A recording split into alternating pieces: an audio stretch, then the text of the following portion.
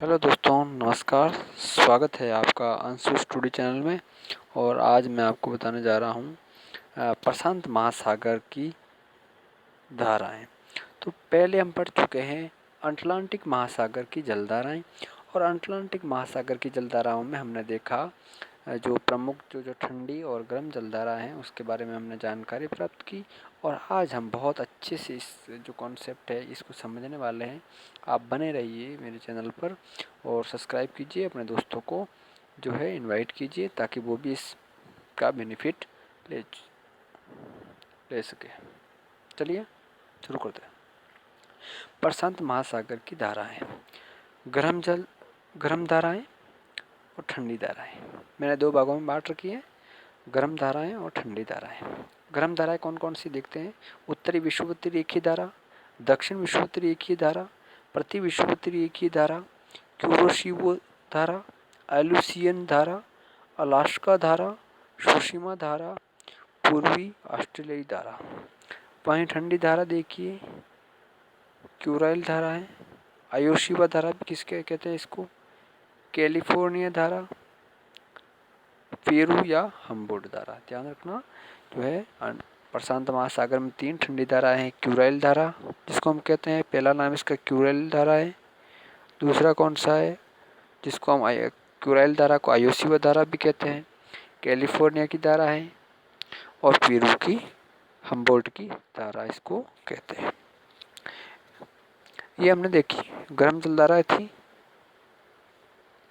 गर्म जलधाराएं तो थोड़ा सा मैं गर्म जलधारा और ठंडे जलधारा के बारे में बता दूं कि जो है ध्रुवों से भूमध्य रेखा की तरफ चलने वाली जो धाराएं होती है उसको हम ठंडी जलधाराएं कहते हैं।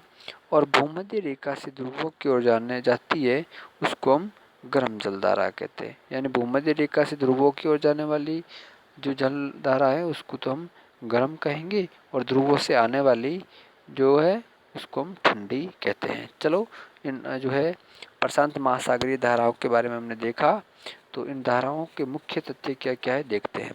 क्यूरोशिवो धारा अटलांटिक महासागर की फ्लोरिडा धारा से समता रखती है। यानी जो क्यूरोशिवो धारा है उसकी वैसी जो है पद्धति है उसी प्रकार से वो बहती है जिस प्रकार से अटलांटिक महासागर की फ्लोरिडा धारा है। क्योंकि क्यूरोशिवो धारा भी जापान चीन के तट से टकराती हुई जापान की तरफ से जाती है, उसी प्रकार से फ्लोरिडा धारा भी कैरेबियाई तट से टकराती हुई आगे की तरफ जाती है।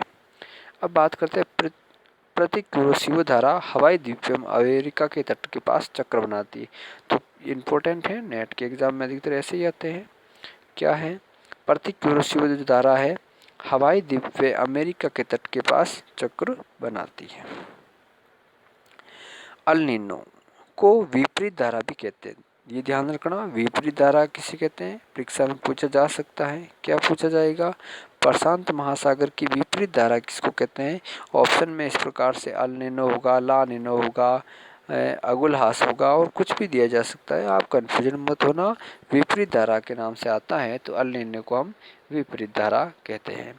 ये मौसम को सर्वाधिक प्रभावित करती है।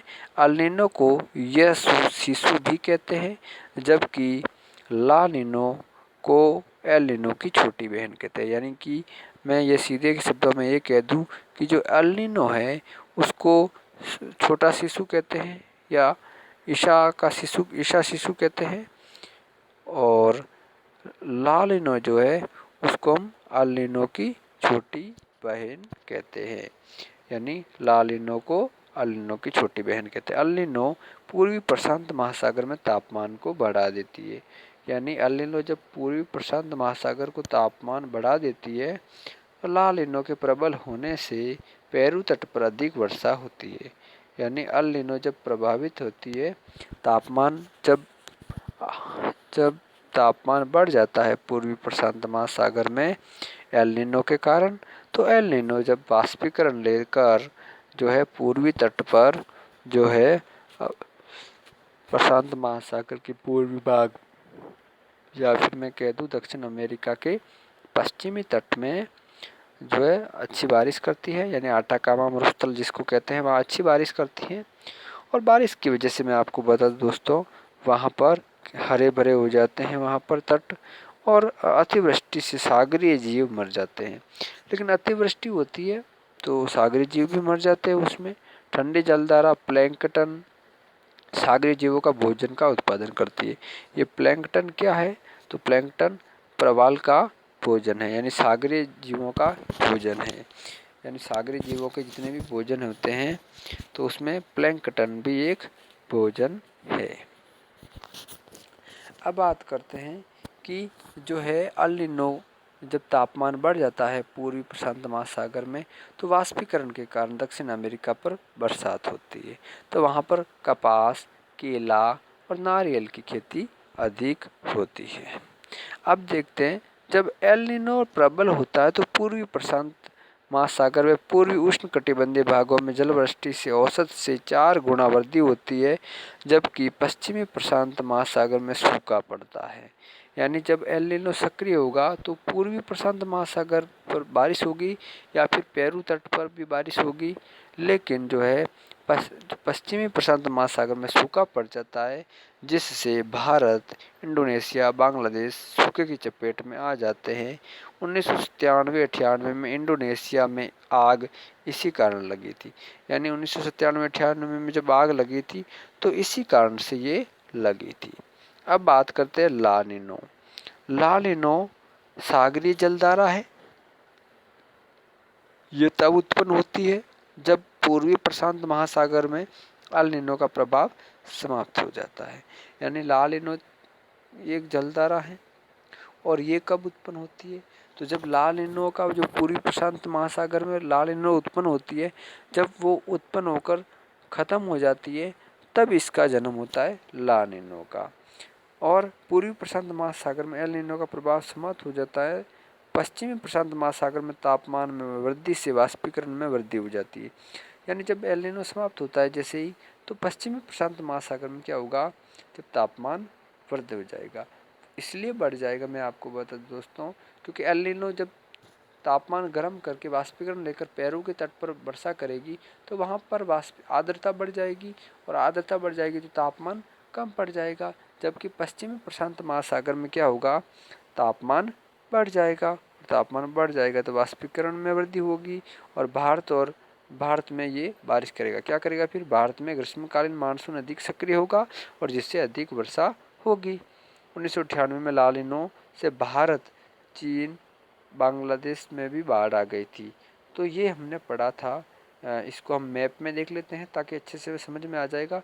तो मैंने ये प्रमुख तथ्य इसलिए बताए क्योंकि ला नीनो और अल नीनो भारतीय मौसम जो है को बहुत ज़्यादा प्रभावित करता है।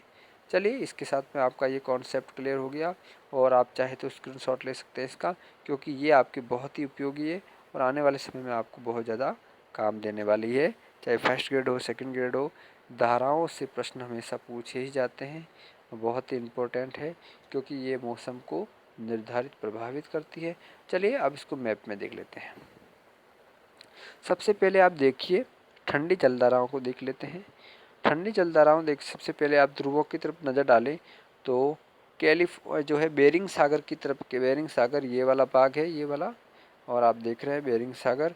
और बेरिंग सागर से जो धाराएं आ रही है, एक तो क्यूराइल धारा जिसको हम आयोसीवा धारा भी कहते हैं, और एक तरफ कैलिफोर्निया धारा जो भी उधर ही से आ रही है, कैलिफोर्निया धारा। यानी कि कुल मिलाकर क्यूराइल धारा या आयोसीय धारा से ही इसकी उत्पत्ति हो रही है। क्यूराइल धारा के जापान सागर की तरफ आगे बढ़ रही है, और इधर से देखो आप दूसरी धारा क्यूरोशिवा भी है। तो दोनों का मिलन क्षेत्र है, इसलिए ये जो मत्स्य पालन का क्षेत्र कहलाता है। अब देखते हैं आप कैलिफोर्निया की धारा आगे बढ़ रही है इस तरफ, और ये वापस जाकर यहाँ पर ध्रुवों पर यानी कि 0 डिग्री अक्षांश पर मिल जाती है, और फिर ये उत्तरी विषुवत के रूप में गर्म धाराओं के रूप में बदल जाती है।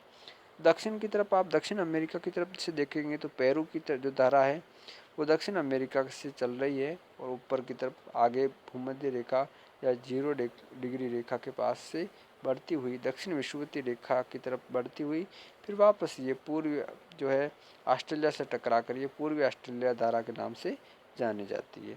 उसी प्रकार से पंचुआ पवन प्रवाह भी यहाँ पर देखिए आप, ये भी गर्म जलधारा है। उसी प्रकार से उत्तरी विषुवतीय रेखा का जो उत्पत्ति है कैलिफोर्निया की धारा के आगे बढ़ने से, ये 0 डिग्री अक्षांश पर जो है दक्षिण अमेरिका से टकराकर आगे की ओर बढ़ती है। और जब ये आगे की ओर इस प्रकार से बढ़ती है तो वापस यहाँ पर देखिए आप, तो ये जापान और इनसे यहाँ पर होकर अलग होकर वापस ऊपर की तरफ बढ़ जाती है। और यहाँ पर जब ठंडी धारा क्यूरेली आयोसी मिल जाता है तो यहाँ पर मत्स्य पालन का क्षेत्र बनता है, इसलिए यहाँ पर जापान में सर्वाधिक मछलियाँ पकड़ी जाती हैं। और इस प्रकार से अब ध्यान रखना, एक धारा इधर जाती है तो इसको क्यूराइल धारा कहते हैं, लेकिन यहाँ पर ये द्वीप है, आप देख रहे हो छोटे छोटे जापान के, इसके भी इसमें ये जापान सागर है, यहाँ से भी जो है एक जलधारा बहती है जिसको हम सुसीमा जलधारा कहते हैं। और ये ही जापान में वर्षा का कारण बनती है, यानी जापान में वर्षा यही करती है। अब मैंने बता दिया जलधाराओं के बारे में, आप चाहे तो आप इसका स्क्रीनशॉट ले सकते हैं। बहुत ही अच्छा वीडियो, बहुत ही अच्छी। और अगर आप इस जो है स्क्रीनशॉट को आप देख लेते हो तो आपका कोई भी प्रश्न गलत नहीं होगा। वैसे मैंने आप नीचे नीचे देखोगे तो अब मैंने यहाँ पर गर्म जलधारा को किस कलर से दिखाया है, ठंडी जलधारा को किस कलर से दिखाया है, वो भी मैंने यहाँ पर बता रखा है आपको, तो आप स्क्रीनशॉट ले सकते हैं इसका। और दोस्तों मैं आपको बता दूँ कि जापान सागर और जो है ऊपर वाला जो बाग आप देख रहे हैं तो वहाँ पर क्यूराइल धारा आती है, और जहाँ से क्यूरेशियस धारा टकराती है तो वहाँ पर बहुत ज़्यादा कोहरा भी पड़ता है। मत्स्य पालन का क्षेत्र भी वहीं पर है। और उसके बाद में हमने जो है दो प्रशांत महासागर पढ़ लिया है आज। उससे पहले अटलांटिक महासागर को हमने देखा था।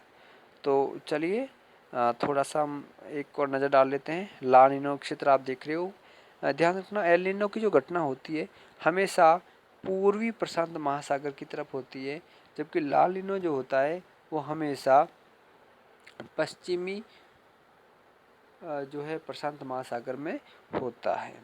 ला नीनो ध्यान रखना भारत में वर्षा करती है, सामान्य से अधिक वर्षा करती है, और एल नीनो जो है भारत में सूखा लेकर आती है। जबकि एल नीनो जो है, जब एल नीनो सक्रिय होता है तो दक्षिण अमेरिका के पेरू तट पर सर्वाधिक वर्षा करता है। तो दोस्तों ये था आज का टॉपिक, और हमने बहुत अच्छे से देखा है। अगर आपको समझ नहीं आया तो आप दोबारा देख सकते हैं। तो नए वीडियो के साथ में फिर से हाजिर होंगे, तब तक आप मेरे चैनल को सब्सक्राइब कीजिए और लाइक कीजिए। नए वीडियो के साथ में बहुत ही अच्छी जानकारियों से रूबरू करवाएंगे। तब तक के लिए नमस्कार।